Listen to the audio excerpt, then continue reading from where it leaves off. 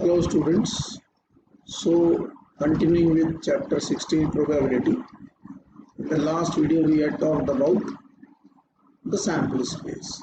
Now we will be talking about certain kind of events. Okay.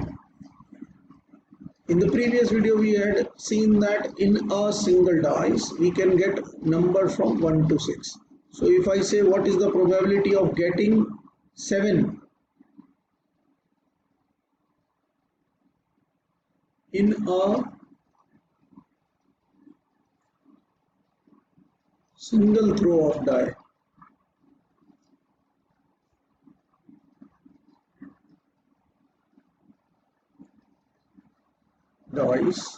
so definitely the sample space will be 1 2 3 4 5 6, but it will be 0, correct? So the probability of getting a 7 in a single throw of a dice, एक dice throw किया और 7 आ जाए, भैया number he 1 to 6 होते हैं. Similarly probability of number from 1 to 6 कुछ भी आ जाए. So what is the sample space? The sample space is 6, whereas the favorable possibilities is 6. So what we can say is that probability of an event is always more than or equal to 0 but less than or equal to 1, correct? Now what does this 0 represent? It represents that this event is impossible. Impossible event. If a probability of an event is 0, it means it is an impossible event. If I say today is a Monday, tomorrow will be Wednesday, definitely the probability will be 0. But if I say today is Monday and tomorrow is a Tuesday, the probability will be 1, correct? So it is a sure event. जो होगा ही होगा. So always the probability of the event lies between 0 and 1, correct? Now let us talk about P head.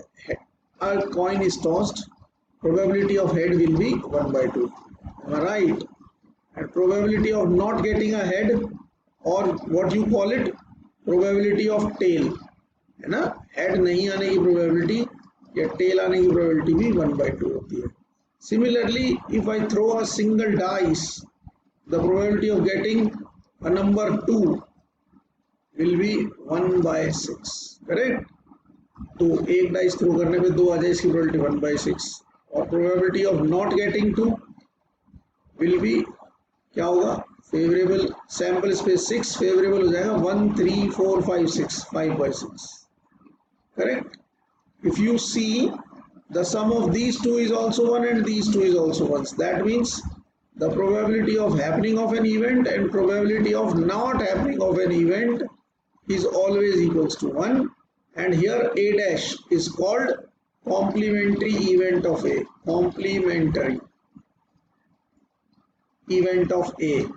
तो A होने की probability अगर 1 by 2 है तो A dash की 1 minus 1 by 2 यानी कि 1 by 2 होगी. So if we know either of them, we can get other one by subtracting it from 1.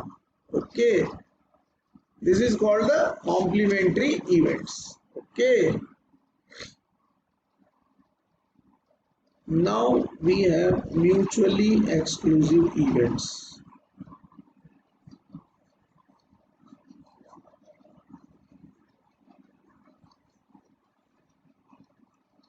Now what are mutually exclusive events? Mutually मतलब क्या होता है जी? आपस में. Exclusive मतलब exclude करने वाले, correct? If I say I am tossing a coin, head आ जाए, इसका मतलब tail नहीं आया. If I say dice throw करने पे 5 आ गया, तो इसका मतलब 1 2 3 4 and 6 नहीं आए हैं. So that means when happening of an event prevents happening of other. Happening of an event prevents happening of other, दूसरा होगा नहीं. ऐसे इवेंट्स म्यूचुअली एक्सक्लूसिव इवेंट्स कहलाते हैं. और व्हाट यू कैन से, when two events have nothing common between them, they have nothing common between them, कुछ भी कॉमन नहीं होता. तो these kind of events are called mutually exclusive events. और म्यूचुअली एक्सक्लूसिव इवेंट्स क्योंकि साथ साथ नहीं होते, तो हमने सेट थ्योरी में भी ऐसा पढ़ा था, ए इंटरसेक्शन बी, या प्रोबेबिलिटी की भाषा में ए एंड बी की प्रोबेबिलिटी जीरो होगी, यानी कि वो साथ साथ नहीं हो सकते. सो इफ आई से आई टॉस अ कॉइन, हेड भी आ गया और टेल भी आ गया, ऐसा पॉसिबल नहीं है. या तो हेड आएगा या तो टेल आएगा, ना तो सिक्का खड़ा हो जाएगा, कॉइन खड़ा नहीं रहेगा, it will fall down and it will show either one or a head or tail. Similarly, if you throw a dice, ऐसा नहीं होगा कि डाइस टेढ़ा हो जाए और ना तो 1 आए, ना 2 आए, ना 5 आए, ना कोई भी नंबर आए. डाइस थ्रो किया जाएगा तो 6 में से 1 2 3 4 5 6 में से कोई सा भी एक नंबर आएगा ही आएगा. So these kind of events are called mutually exclusive events where they do not have anything common between them. Okay. Now we have exhaustive events. Now what are exhaustive events? Exhaust का मतलब होता है चुक जाना, खत्म हो जाना, बिल्कुल खत्म. You are exhausted when you do a long serious workout. It means energy की एक एक बूंद खत्म हो गई है. That is what exhaustive events basically means यहाँ पे भी. So exhaustive events का मतलब all possible events. उसके अलावा कुछ हो ही नहीं सकता, सब कुछ कंप्लीट खत्म हो गया है. You have taken all the events. For example, if I say I am tossing a coin, head या tail में से कुछ आएगा, तो it is a simple thing that head और tail आना exhaustive event से when a coin is tossed. और if I say dice throw करने पे you will get 1 से लेके 6 तक का कोई सा भी नंबर, so ये exhaustive इवेंट्स होते हैं. Some events which are exhaustive, अगर उनकी प्रोबेबिलिटीज को हम ऐड करें and there is nothing common between them, कुछ इवेंट्स जिनकी प्रोबेबिलिटीज को ऐड करें तो ये प्रोबेबिलिटी हमेशा सम 1 आएगा, और इसका मतलब ये सारे मिलके उस पर्टिकुलर सैंपल स्पेस को रिप्रेजेंट कर रहे होंगे. कभी भी ऐसा ही होता है, ऐसा ध्यान रखें. ठीक है.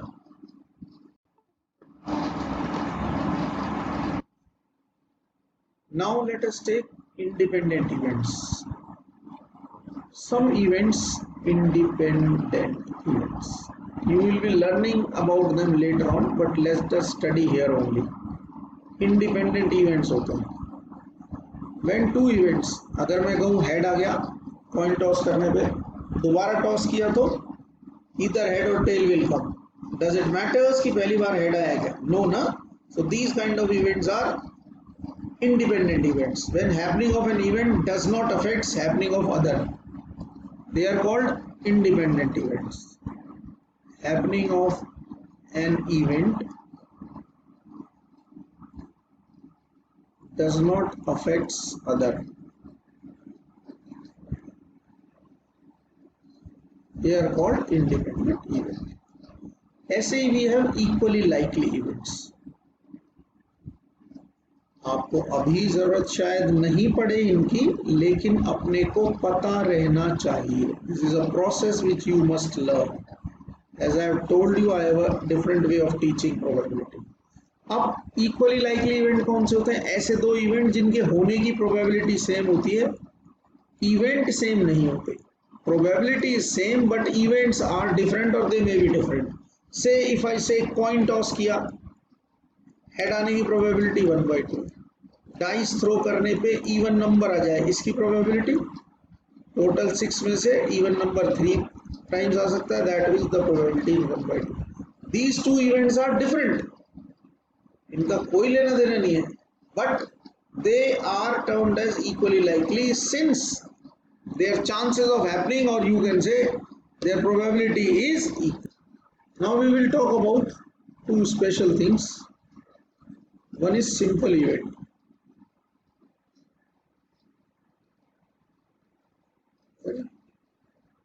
When you talk about a certain event and it has only one possibility, it is called a simple event.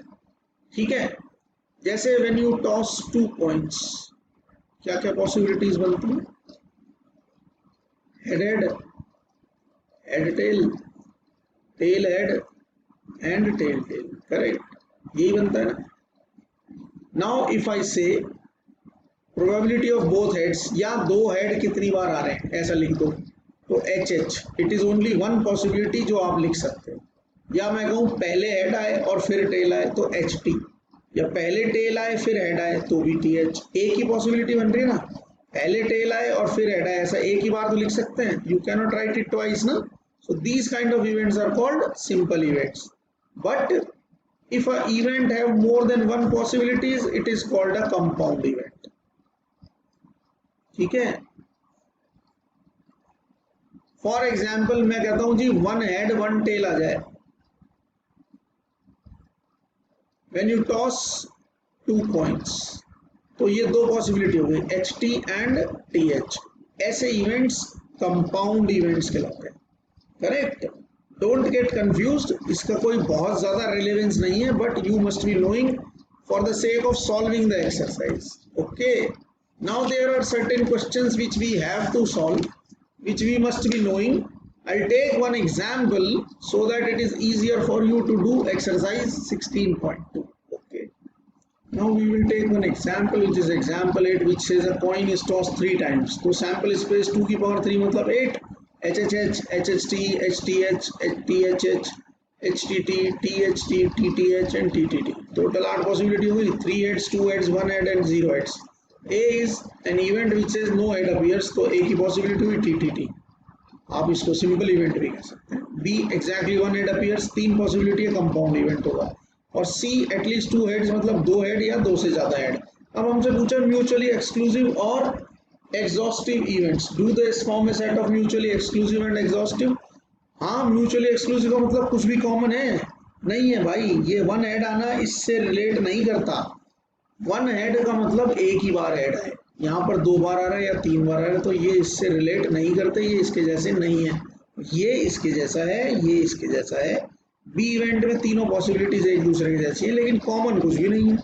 So what do mutually exclusive means? Mutually exclusive means कुछ भी कॉमन ना हो, म्यूचुअली एक्सक्लूसिव। हाँ जी बिल्कुल। There are certain questions in the exercise also, A या B mutually exclusive है, B या सी भी म्यूचुअली एक्सक्लूसिव है, इवन 3 इवेंट्स लूँ तो ए बी सी तीनों ही म्यूचुअली एक्सक्लूसिव है, यानी कि उनमें कुछ भी कॉमन नहीं है। अगर हमसे कहा जाए कि a coin is tossed 3 times, write some 2 events which are mutually exclusive, हम कह देंगे no head, exactly 1 head या more than 1 head। no head में ये आएगा, 1 और more than 1 head में ये सारे आएंगे, और इनमें से कुछ भी कॉमन नहीं है। सो म्यूचुअली एक्सक्लूसिव है क्योंकि इनमें कुछ भी कॉमन नहीं है। एंड ऑल दीज 3 इवेंट्स, अगर मैं इनका यूनियन करूं यानी कि सबको ऐड करूं, तो I am definitely getting all possibilities, all sample space, that is why they are mutually exclusive and exhaustive events. Correct है ना, तीनों को ऐड करूं तो सैंपल स्पेस बन रहा है, ऑल 8 पॉसिबिलिटीज आ रही हैं, all 8 possibilities. So that means ये म्यूचुअली एक्सक्लूसिव इवेंट्स हैं। ठीक है, ध्यान रखना। करेक्ट। और अगर हमसे कहा जाए ऐसे 2 इवेंट्स बताओ जो म्यूचुअली एक्सक्लूसिव हैं और एग्जॉस्टिव नहीं है, म्यूचुअली एक्सक्लूसिव है मतलब कॉमन, तो 3 कॉइन टॉस करने पे ये पॉसिबिलिटीज बनती है। मुझसे कहा गया ऐसे 2 इवेंट बता दो जो म्यूचुअली एक्सक्लूसिव है लेकिन एग्जॉस्टिव नहीं है, मतलब कंप्लीट पॉसिबिलिटीज ना बने। मैंने कह दिया ऑल 3 हेड्स, 2 हेड्स, ये सारा सिर्फ यही बनेगा, इनमें कॉमन कुछ नहीं है, लेकिन ये मिलके पूरा सैंपल स्पेस नहीं बनता है। So students, in this way you can have more than one possibilities for a certain question।